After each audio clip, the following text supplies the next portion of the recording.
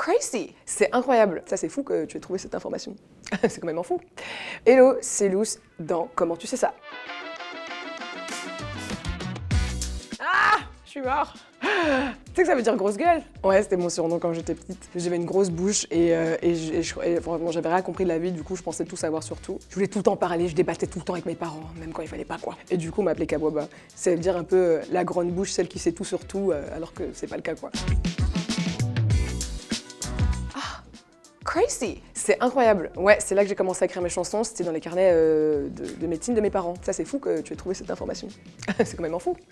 Ouais, mes parents sont médecins et du coup, il y avait plein de carnets avec leurs notes et les pauvres, mesquines. Je déchirais les pages parce que mes parents, ils aimaient bien commencer des carnets et pas les finir. Mais c'est parce qu'ils allaient à beaucoup de séminaires et donc à chaque fois qu'ils vont à un séminaire, le truc qui organise le séminaire donne à chaque fois des carnets. Du coup, les carnets n'étaient jamais remplis. Et du coup, j'arrachais les pages et je leur faisais mes carnets.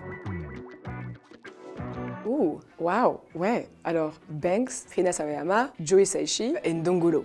Alors, ce sont des grandes inspirations dans ma vie, surtout Banks, et que je connais maintenant dans la vraie vie, donc je me pète le crâne encore, parce que j'arrive pas à y croire. Je suis toujours une groupie en fait. Je ne veux pas évoluer. Elle est incroyable. C'est une des plus grandes inspirations que j'ai eues, surtout pour mes premiers EP avant de faire mon album. J'avais fait 7 EP. Puis Joey Saishi, c'est mon compositeur classique préféré avec Ryuichi Sakamoto et Philip Glass. C'est vraiment un pianiste qui m'inspire et qui me transcende. Et puis Ndongolo, c'est un des chanteurs qui met le plus l'ambiance de tous les temps, je trouve, dans sa musique. Et qui est aussi très triste aussi. Ah, et quoi, c'est Saki, la meilleure chanteuse du monde, voilà. Et c'est une chanteuse japonaise, de folk japonaise, qui chante dans du coup un dialecte japonais d'époque. Je l'ai découvert à travers un manga, à travers Samurai Champloo, il y a plus de 10 ans, et je ne m'en remets toujours pas. Je pense que je l'écoute facile. Avant c'était grave, maintenant j'ai un peu diminué, c'est peut-être une fois par semaine. J'essaie de dealer avec mes addictions comme je peux.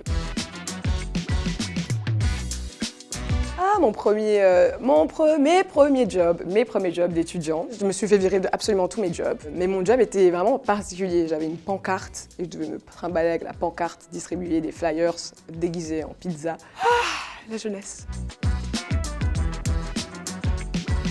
Berserk, le meilleur manga de tous les temps. Il montre aucune émotion.